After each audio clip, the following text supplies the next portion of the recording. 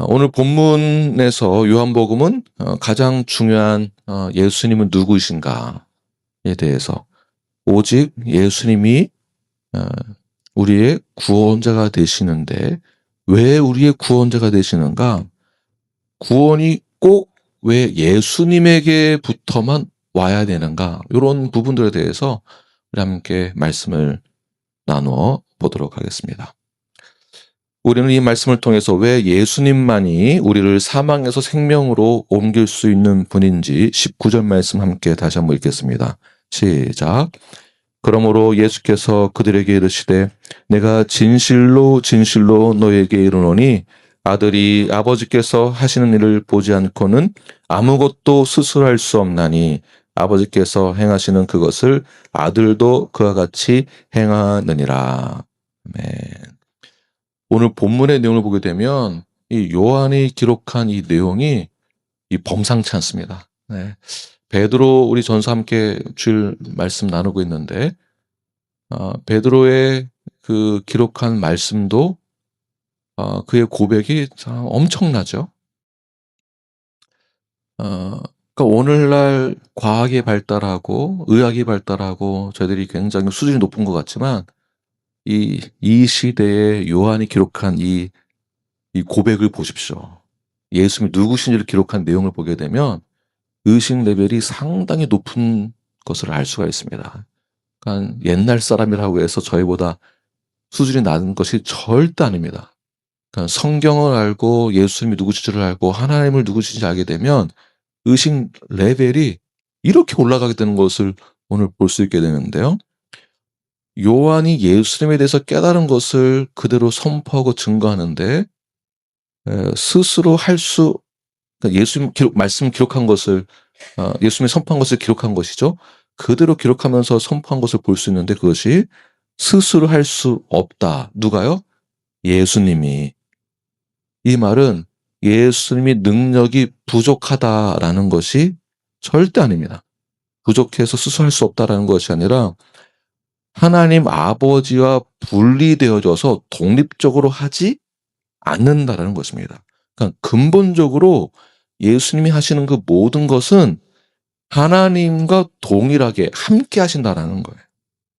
다시 말해서 예수님, 그러니까 우리가 성부, 성자, 성령 하다 보니까 성부 밑에 성자, 성자 밑에 성령 이렇게 생각하게 되는데 그런 뜻이 아닌 것이죠. 아버지와 완전히 하나 됐다라는 것을 말씀하고 있는 것입니다. 그리고 동시에 아버지와 아들, 성자와 따로 일하는 것이 아니다. 이런 내용들, 이런 기독론을 저희가 주일에 우리 맨스 그룹에서 함께 이 말씀을 나누고 있습니다. 그래서 아버지께서 행하시는 그것을 아들도 그와 같이 행하느니라. 같은 방식으로 동일하게 하신다는 것이에요. 누가요? 예수 그리스도가 하나님과 함께. 그래서 예수님은 하나님이 행하시는 일들을 흉내내는 것이 아닙니다. 하나님께서 하시는 그 일을 동일하게 그의 아들 독생자도 동일하게 하신다는 것이에요. 이것을 요한복음에서 이렇게 기독론으로 예수님을 잘 증명하고 있습니다. 예수님은 하나님을 대신하는 대리인도 아니고요.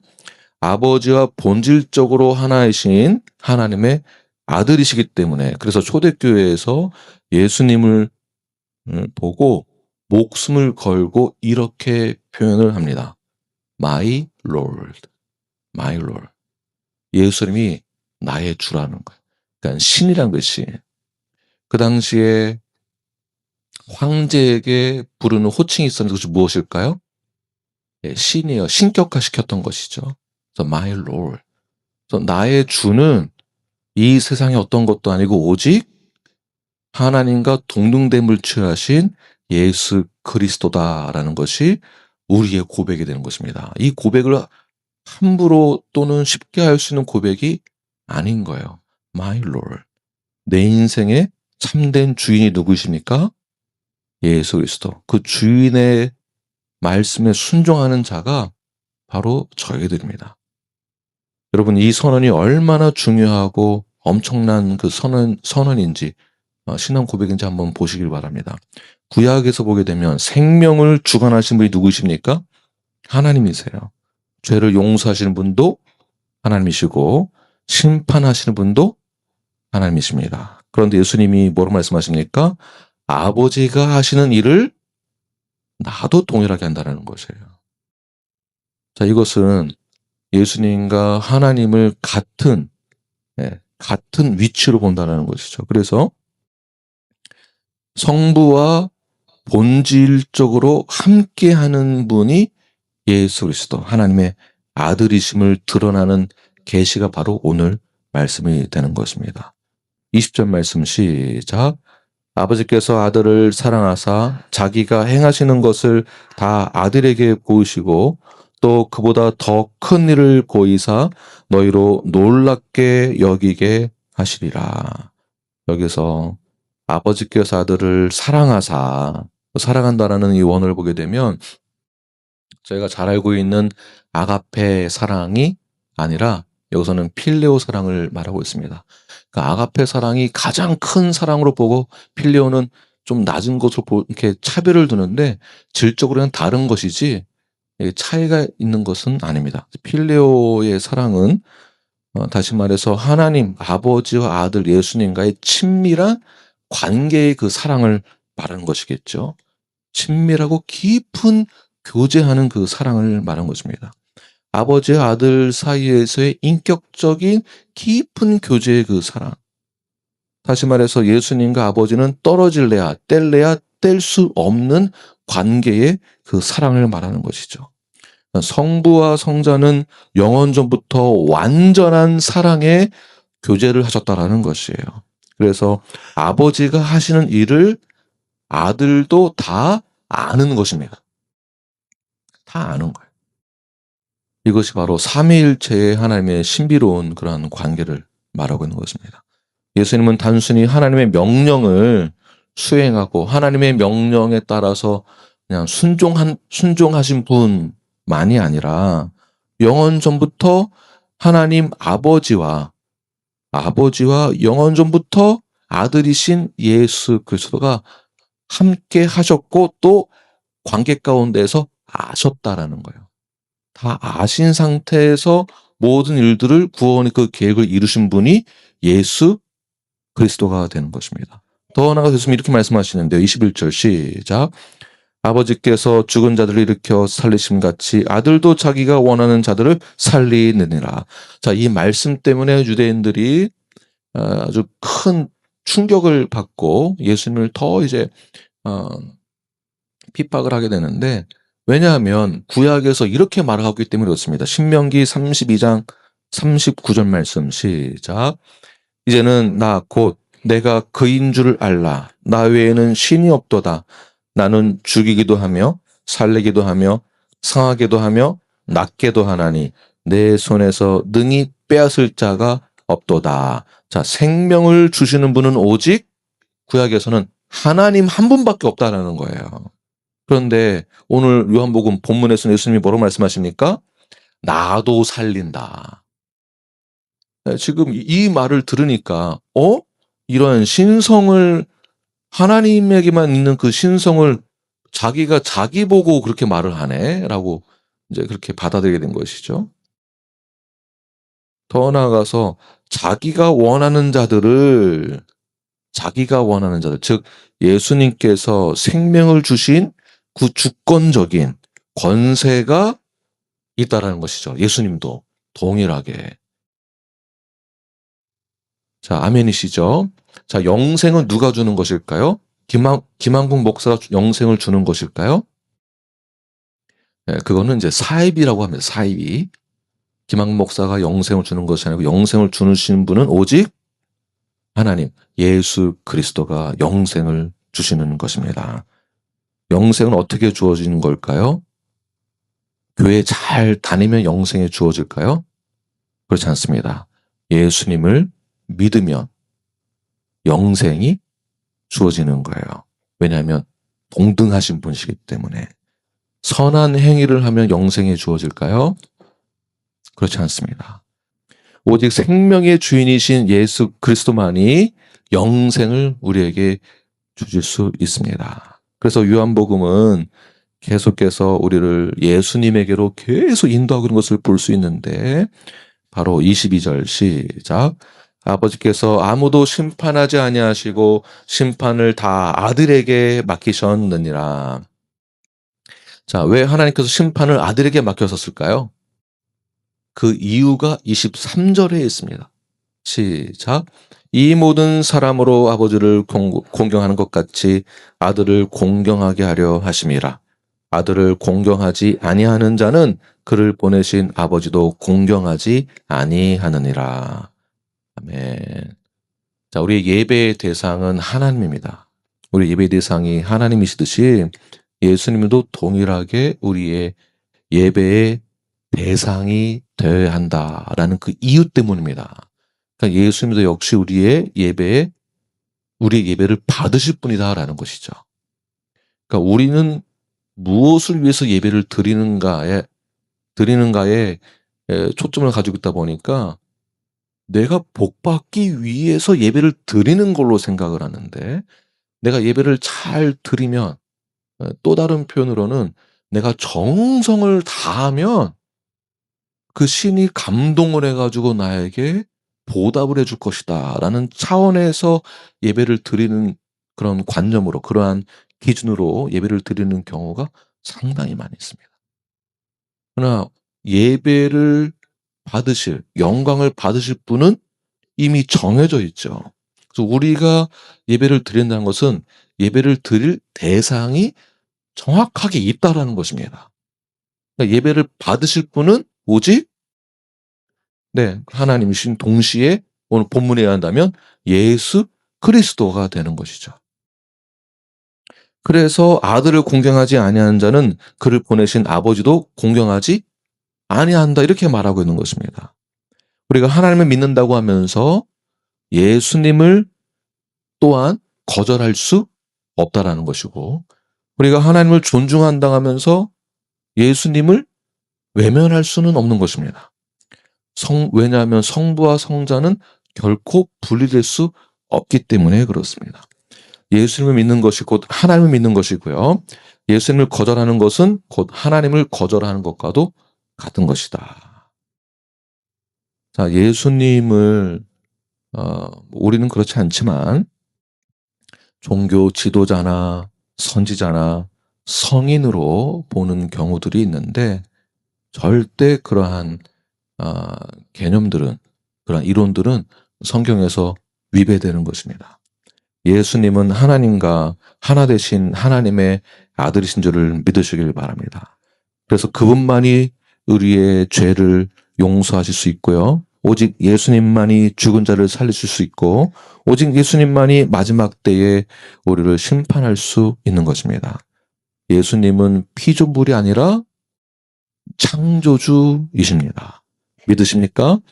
그렇기 때문에 우리가 믿는 것은, 우리가 예배드리는 이런 행위와 우리가 믿는 그런 믿음의 자세는 종교인으로 종교 의식을 치르는 것이 아니라 인격이신 예수 그리스도를 믿는 것이 우리의 삶에서 가장 중요한 우리의 신앙이 되는 것입니다.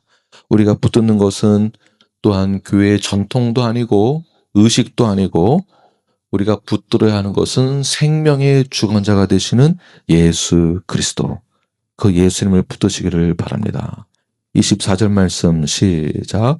내가 진실로 진실로 너희에게 이르노니 내 말을 듣고 또 나 보내신 이를 믿는 자는 영생을 얻었고 심판에 이르지 아니하나니 사망에서 생명으로 옮겼느니라. 아멘. 할렐루야. 네, 아멘. 네. 24절 이 말씀이 오늘 본문의 핵심 구절입니다. 이 복음의 핵심 구절이라고도 볼 수가 있습니다. 이를 믿는 자는 영생을 얻었고 심판에 이르지 아니하고 또 어떻게 해요? 사망에서 생명으로 옮기게 되었다. 완전히 또 다른 세계로 이렇게 옮겨진 거예요.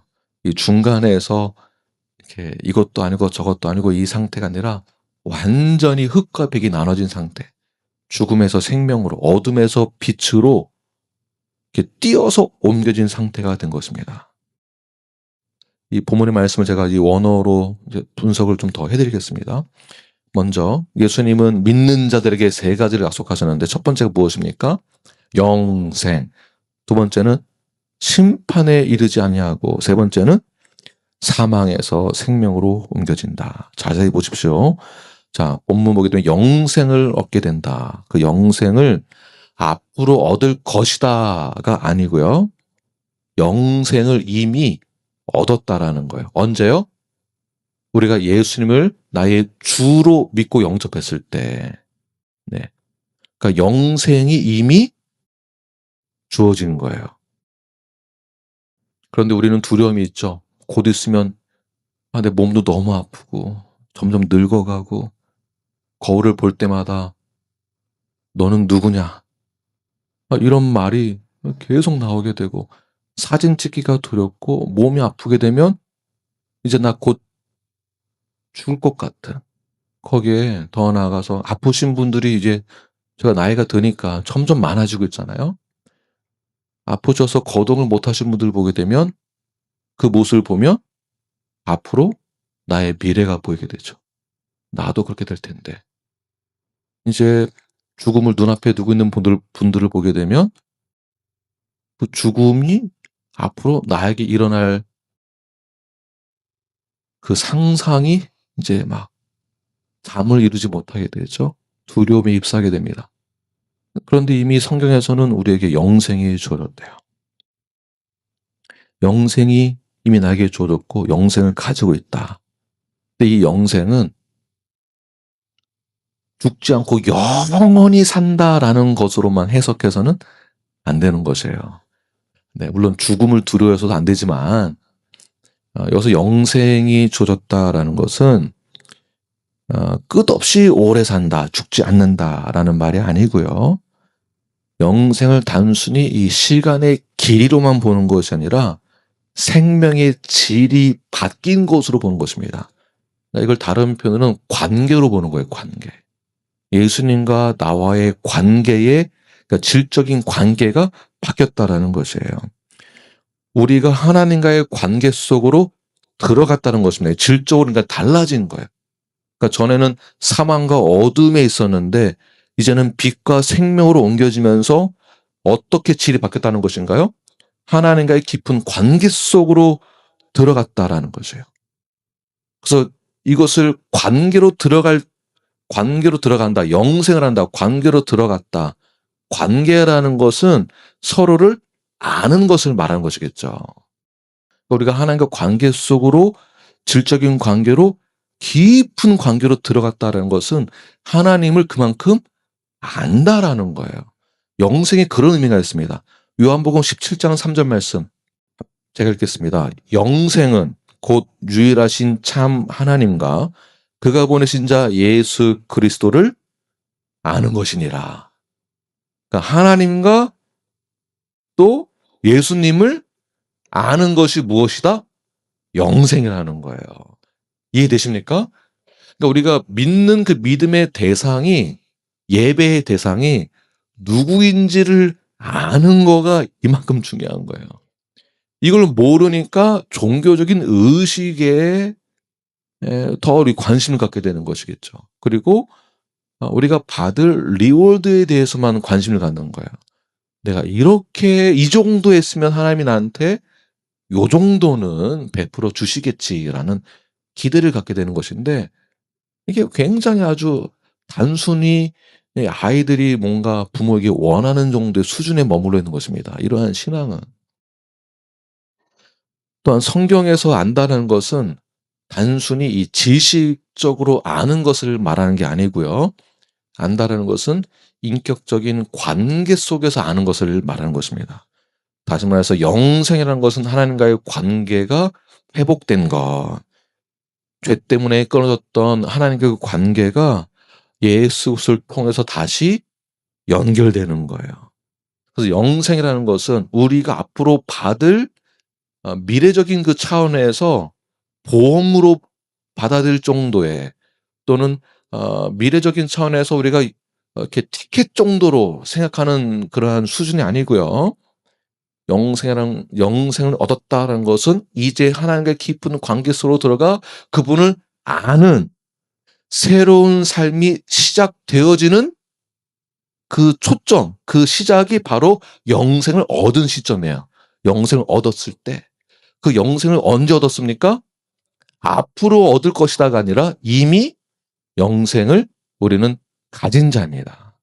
그래서 영생을 얻었기 때문에 사망에서 생명으로 옮겨졌다고 하는 것이에요. 그래서 옮겨졌다는 것은 완료형으로 되어 있는데요. 아주 저희가 쉽게 사용하는 표현이 주소지가 완전히 바뀐 겁니다. 그러니까 시민권 자체가 바뀌었다라는 뜻이에요.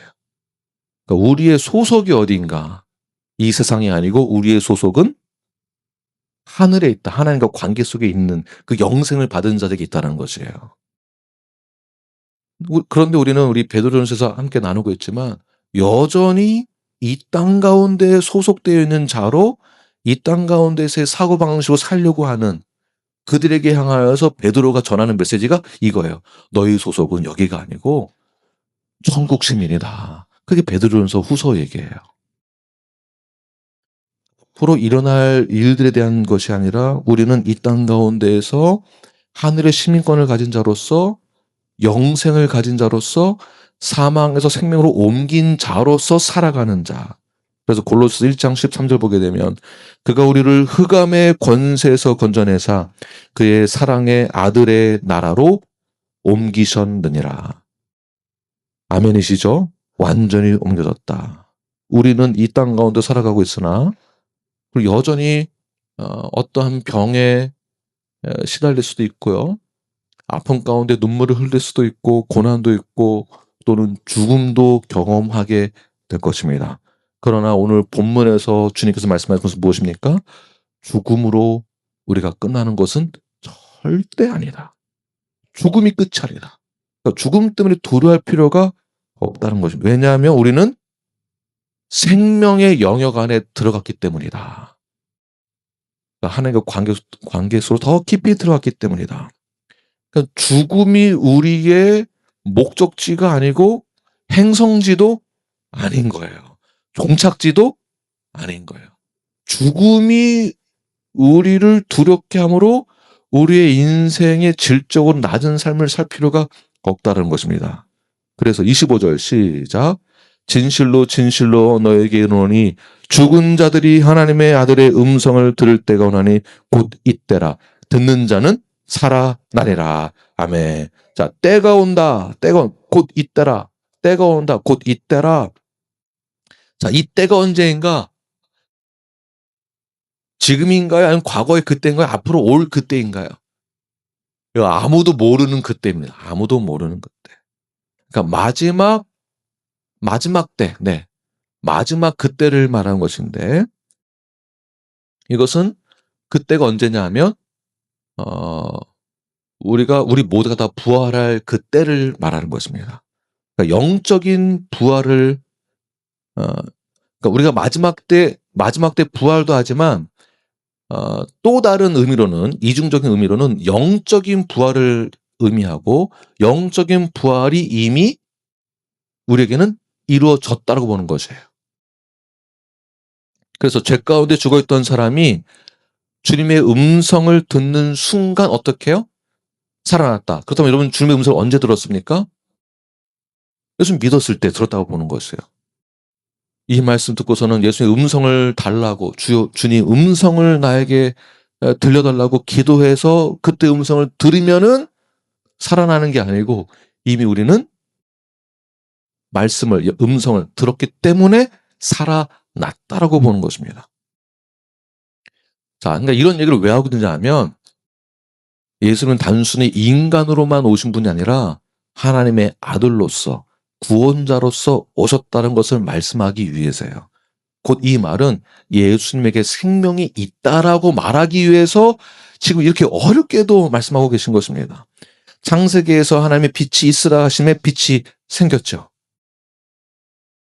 에스겔 골짜기의 마른 뼈들이 하나님의 말씀이 선포되었을 때 어떻게 됐습니까? 생명이 돌아왔습니다. 예수님이 나사로 무덤에서 나사로에게 말씀하셨을 때, 나사로야 일어나라 했을 때 그 생명이 움직이기 시작했습니다. 다시 말해 예수님의 음성을 듣는 순간 죽은 영혼이 살아나는 거예요. 그 증거가 바로 우리가 되는 것입니다. 우리고 교회. 그래서 믿는 자들, 교회라고 했을 때에는 이렇게 주님을 나의 주로 믿는 자가, 음성을 들은 자가, 죽음에서 생명으로 옮겨진 자가, 영생을 받은 자가 모인 곳이 교회인 거예요. 이 건물이 교회가 아니라. 예수님은 우리의 절망을 소망으로 바꿔주시고, 죄인을 하나님의 자녀로 바꿔주시고, 사망을 생명으로 바꿀 수 있는 능력을 갖고 있는, 권세가 있는 분이 바로 예수 그리스도이십니다. 그래서 교회는 단순히 좋은 말씀을 듣고 내 마음이 좋아지고 기뻐지고 힘이 나고 요 정도 수준에서 머무르는 데가 아니에요. 어떤 분들은, 그러니까 이제, 제가 예전에 몇 번 들었는데, 이제 말씀 끝나고 이제 나가시면서, 예배 끝나고 나가시면서, 좋은 말씀 감사합니다. 좋은 강연 잘 들었습니다. 이렇게 표현하고 가신 분들이 계셨거든요. 네. 강연 들으러 오는 곳이 아닙니다. 살아계신 하나님의 말씀을 듣기 위해서 오는 것입니다. 설교가 능력이 있어도 아니고요. 목사가 특별해서도 아니고 그리스도의 말씀이 살아있기 때문에 그런 것이에요. 김한국 목사가 특별한 것이 절대 아닙니다. 그래서 히브리서에서도 하나님의 말씀은 살아있고 그 다음에 활력이 있어 말씀 자체에 생명이 있다라는 것이에요. 믿으십니까? 네, 마지막 26절 시작.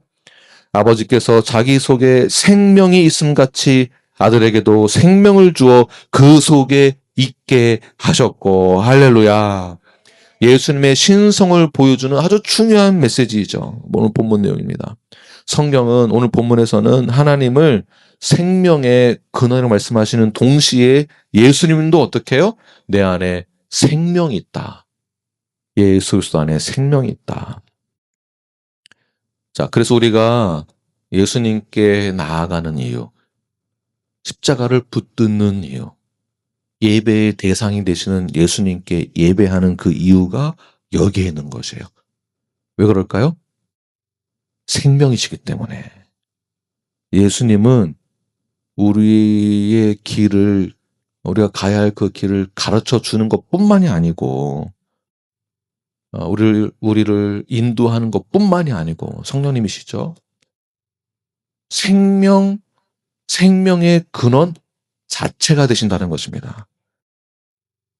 그래서 예수님께서 말씀하신 거, 요한복음 14장 6절 보게 되면, 내가 곧 길이요 생명이니. 내가 곧 길이요 생명이니. 이것을 요한이 기록을 하고 깨닫고 고백을 하고 요한이 기록한 이 말씀을 듣고 본 자들은 예수님의 생명 되심을 믿고 예수님을 나의 구주로 영접하게 되는 것입니다. 오늘 핵심은 사망에서 생명으로 옮기신 분이 누구신가? 바로 예수 그리스도. 예수 그리스도. 자, 우리의 감정보다 하나님이 약속하신, 우리에게 말씀해 주신 그 내용이 우리에게 메시아를 보내주신다라는 거. 그러니까 단 한 번의 사건으로 우리의 모든 죄로 인한 죽음의 사건에서 생명으로 옮겨질 단 한 번의 예수님의 그 죽으심으로 말미암아 단번으로 우리의 모든 죄들을 사해 주실 예수 그리스도 이 땅 가운데 보내주신다라는 것, 그 약속을 믿는 자들, 그러한 자들이 생명을 가진 자들이 되는 것입니다. 생명을 가진 자들은 죽음을 두려워하지 않습니다. 그렇다고 가서 죽어라 이런 얘기가 아닙니다. 네. 우리 앞에 죽음은 있습니다. 그러나 생명을 소유한 자답게 살아가라는 얘기예요. 죽일 테면 죽여봐. 이렇게 무식하게 뭘 하라는 얘기가 아닙니다. 우리가 받은 이 영생은, 축복은 값없이 그냥 이렇게 값싸게 받은 그런 은혜가 아닌 거예요. 값없이 받은 은혜가 있지만 이것이 아주 수준 낮은, 질적은 낮은 그러한 수준이 아니라 아주 값비싼 예수 그리스도의 그 십자가의 대가를 치르고 받은 영생입니다. 그러니까 생명을 소유한 자답게 살아가라는 것입니다. 이것이 핵심이에요. 생명을 소유한 자들은 이 생명이 얼마나 고귀한지를 압니다. 어떻게 우리에게 주어진 것인지를 잘 아는 자입니다. 그래서 이런 자가 어떻게 살아갈까요? 이 생명의 소중함을 아니까 나 좋은 음식도 먹고 운동도 하고 내 관리 잘해서 잘 살아야지, 요 정도 수준이 아닌 거예요. 더 뛰어넘는 의식 레벨이 높은 자들입니다. 그러니까 내가 더 오래 잘 살아야지 하는 그 수준이 아니라, 아무리 의학이 발달해서 발달한다 하더라도 언젠가는 우리는 죽게 되겠죠. 왜냐하면 죄로 인한 그 죄의 삭은 무엇입니까? 사망이기 때문에 그렇습니다. 이 사망은, 이 죽음은 절대 우리에게서 뗄래야 뗄 수 없습니다. 그러나 우리가 가져야 될 그 소망은 죽음 너머에 주님이 주시는 그 영생, 생명이 우리에게 있기 때문에 죽음 너머의 그 이유를 우리가 보는 것이 더 중요하다는 것이죠.